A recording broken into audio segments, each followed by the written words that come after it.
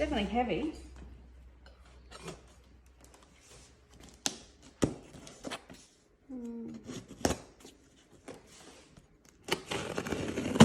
Oops.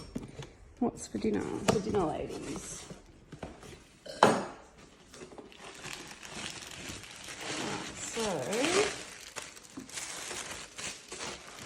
Okay.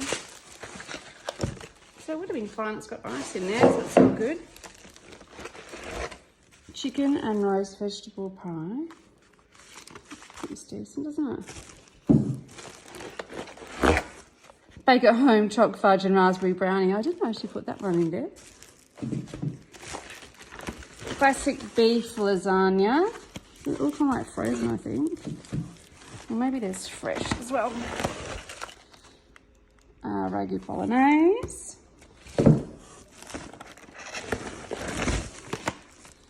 Chicken schnitzel with parmesan. And that one's still frozen too. Sweet corn and halloumi fritter mix. So I think this one, actually do fry it with spoonfuls of the mix. So that's cool. And the final one, Italian meatballs. Nice packaging and box and everything, isn't it? Perfect.